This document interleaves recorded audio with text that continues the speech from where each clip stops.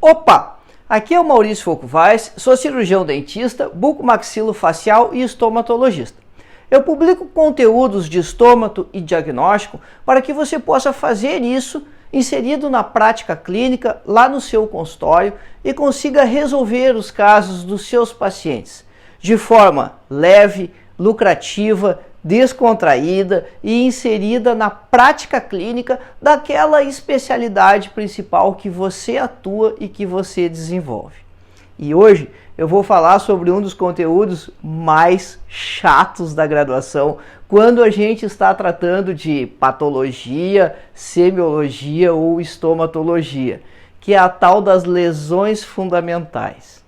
Mas antes de eu te explicar por que esse conteúdo, que normalmente assusta e espanta os alunos e os outros colegas cirurgiões dentistas, ele deve ser visto ou estudado, qual é a relevância e alguns macetes para você saber melhor a importância e como manejar isso, eu quero convidar você para que você se inscreva nas nossas mídias. Se inscreva no canal do YouTube, curta o perfil do Facebook, Instagram, porque diariamente nós estamos publicando e divulgando conteúdos de diagnóstico e de estomatologia.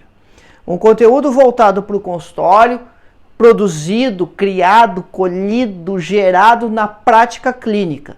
Porque eu sou um dentista de mocho e isso que eu publico, que eu produzo, é o conteúdo que reflete o que está passando no consultório, o que está passando na cadeira, com esse enfoque realmente de poder ajudar, de dar resultado, de mostrar que estomatologia pode sim ser uma especialidade muito lucrativa no consultório, principalmente quando se percebe a inserção dela em todas as outras especialidades da odontologia.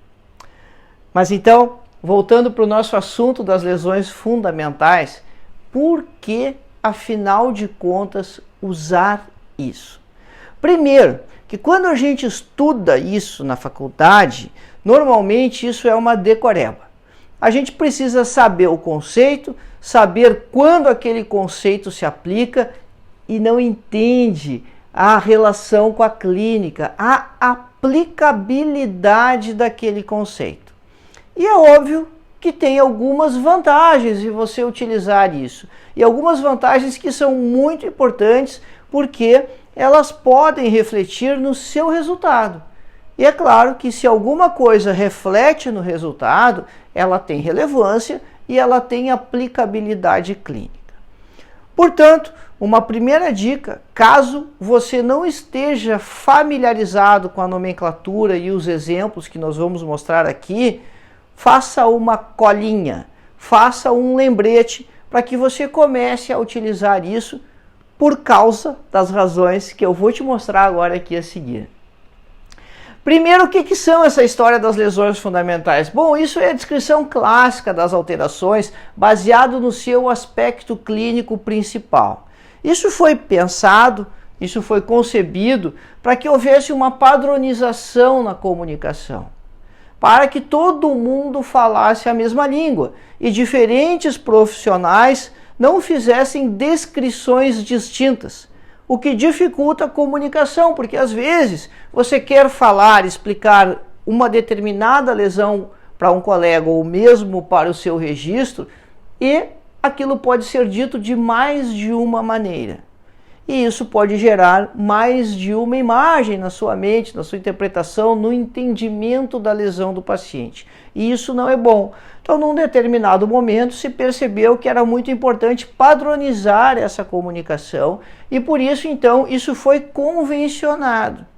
Por isso que tem o conceito, fizeram regrinhas para que você denome ou descreva a característica principal das alterações dentro dessas regrinhas. E é aí que essa colinha pode te ajudar, para que você empregue essa nomenclatura correta.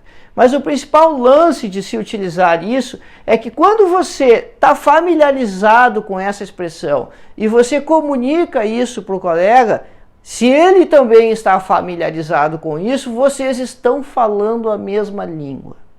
Isso é importante para o seu registro no prontuário, porque você sabe, então, por essa primeira característica da lesão, essa característica clínica principal. E olha só, aqui a gente não está falando de diagnóstico.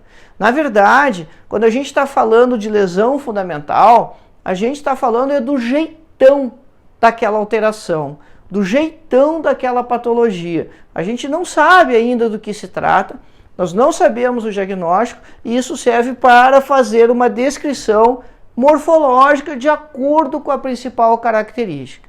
Portanto, quando você faz esse registro e faz sempre ele da mesma maneira, o seu prontuário vai ficando padronizado. Isso facilita para você reconhecer essas alterações quando o paciente retorna, porque você tem a palavra-chave ali que te dá a pista inicial, mas isso também possibilita que você se comunique de forma adequada, principalmente se você está precisando de ajuda. Você quer ajuda num caso, com um colega que é um pouco mais experiente, com algum professor seu, e quando você descreve isso utilizando essa nomenclatura das lesões fundamentais, você ganha muito tempo, porque isso é claro, isso é objetivo, permite que a comunicação seja efetiva. Então, às vezes, essa classificação ela varia de uma alteração para outra exclusivamente por causa do tamanho. Você está falando do mesmo tipo de manifestação clínica, só que ela também te ajuda a determinar o tamanho. Então, quando nós estamos falando de uma pápula, nós estamos falando de uma elevação sólida com menos de 1 centímetro. Por exemplo, esse sinal aqui na pele provavelmente é um nevus, porque lá no conceito de nevus está dito que você precisa ter elevação de volume, mas isso não importa nesse momento, a gente está recém fazendo a descrição fundamental e você então, utilizando o nome correto, você tem a definição daquilo que você está falando. Ah, mas e aí? Se tiver mais de que 1 centímetro, como nós vamos chamar? De placa.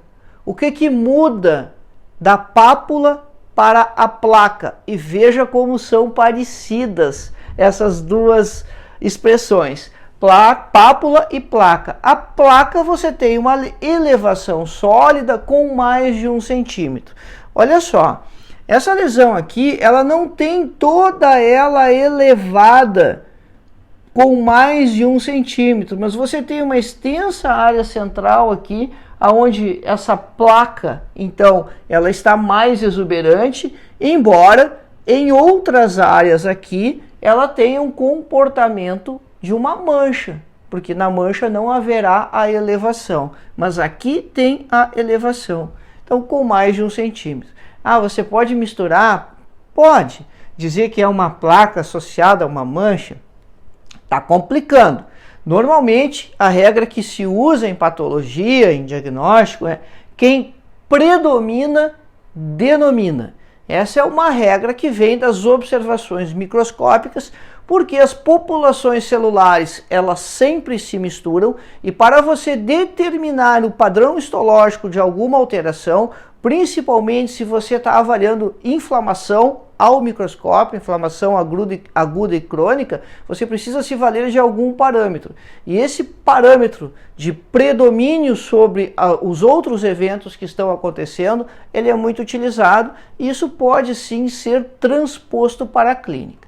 Então, fecha parênteses, volta aqui para as lesões fundamentais para essa definição. Pápula e placa, a diferença é exclusivamente o tamanho, até 1 centímetro, com mais de 1 centímetro, e você precisa ter elevação da superfície. Outra situação, então, é a mácula e a mancha, que nós acabamos de citar. A mácula é uma alteração de cor plana, então, provavelmente aqui uma mácula melanocítica, porque é plana. Se fosse elevado, seria um nevus, e aí seria uma pápula. Então não mistura o diagnóstico da lesão com a característica principal, porque a característica principal é a lesão fundamental. O diagnóstico vai vir depois, às vezes vai precisar de biópsia, às vezes vai precisar de outros exames. A característica principal, a lesão fundamental, essa é clínica. Você bota o olho e você dá o nome. Então, a mácula você tem uma alteração de cor plana com menos de 1 centímetro, e na mancha você tem uma alteração de cor plana também com mais de 1 centímetro de extensão. Só tamanho que determina uma e outra. Aí, nós vamos adiante no processo e a história se repete. Você tem a vesícula e na vesícula você terá uma lesão com acúmulo de líquido com menos de 5 milímetros, com menos de meio centímetro. Então, no caso aqui, você tem 1, 2, 3, 4 vesículas. Essa é uma lesão de herpes secundário, né? O início do processo do herpes recorrente, quando formam essas vesículas no lábio aqui. Agora, se essa lesão tem conteúdo líquido, mas ela tem mais de meio centímetro de tamanho, aí você tem uma bolha. Novamente, do ponto de vista conceitual, o que está diferenciando vesícula e bolha é só o tamanho, a diferença de tamanho entre essas lesões. Então, presta atenção na maneira como eu estou te explicando isso aqui das lesões fundamentais. Elas estão aos pares e agrupadas de maneira que tem a mesma característica e que você diferencia essa dupla somente pelo tamanho.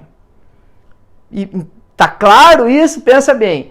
Vê bem, você tem aqui então vesícula e bolha, o mesmo tipo de lesão, só muda o tamanho. Mácula e mancha, o mesmo tipo de lesão, só muda o tamanho. Pápula e placa, o mesmo tipo de lesão, só muda o tamanho. Então, se você achava que precisava decorar 6 lesões fundamentais para saber isso, basta que você consiga reconhecer 3 dessas e você vai diferenciar as outras 3 absolutamente pelo tamanho. Eu acredito que assim fica muito mais simples para você entender e para você utilizar realmente essa nomenclatura, porque ela te ajuda muito, especialmente na comunicação entre colegas. E uma outra situação é quando você tem uma lesão sólida, algo que cresceu, uma formação nodular. Então, os nódulos são, por excelência, formações sólidas que eles podem estar localizados em qualquer posição. Você pode ter nódulos que estão aqui no rebordo gengival, você pode ter nódulos que estão submucosos, aí você precisa palpar, embora seja possível perceber ele aqui, mas eles são muito mais detectáveis quando você faz a palpação das estruturas ali. Então, quando isso está assim, bem visível no rebordo, a gente diz que esse é um nódulo exofítico para caracterizar esse crescimento para fora. E aqui você pode descrever como endofítico ou então como um nódulo submucoso. Nas hiperplasias fibrosas, você também tem lesões nodulares porque você também tem formações sólidas. Ou seja, toda a estrutura da lesão, toda a estrutura dessa alteração, ela é formada por um tecido onde não tem nem espaços e nem líquido dentro dele. É simples. Talvez esse aqui seja o mais simples. E no nódulo, você não tem aquela variação de tamanho. Quando é pequenininho chama de um jeito e quando é maior chama do outro. Não, tem uma formação sólida, você vai descrever aquilo como nódulo. Essas são as principais lesões fundamentais que nós utilizamos na odontologia. Também tem a úlcera, que é importante e que vai aparecer aqui descrita em diferentes lesões. Você terá outras variações de lesões fundamentais, mas as fundamentais, as 6, 7, 8 que você precisa reconhecer, são essas que a gente apresentou até agora. Olha, tem uma questão muito interessante, né? Às vezes você descreve a úlcera como fosse a solução de continuidade do epitélio. Eu acho muito engraçado, porque quando você fala na solução da continuidade, parece que a continuidade é um problema que acabou de ser resolvido. Por isso você tem a solução dessa continuidade. Então essa é uma descrição clássica que sempre aparece para descrever úlceras, solução de continuidade do epitélio. E o que acontece então é um rompimento da superfície e de novo aqui você não está preocupado com o diagnóstico de que patologia é. Isso se refere exclusivamente a essa primeira característica clínica que você observa. Então você vai ter úlceras em casos como esse aqui de eritema multiforme, onde elas estão acontecendo no lábio, estão acontecendo na língua. Se você tiver afta, você também vai ter úlceras. Se você tiver o herpes mais adiante, depois daquela fase de vesícula, aí então você vai ter úlceras, mesma lesão, que ao longo da sua manifestação vai mudando o seu aspecto clínico, vai mudando a lesão fundamental. E inclusive carcinoma, que também é descrito ou caracterizado do ponto de vista das lesões fundamentais como uma úlcera.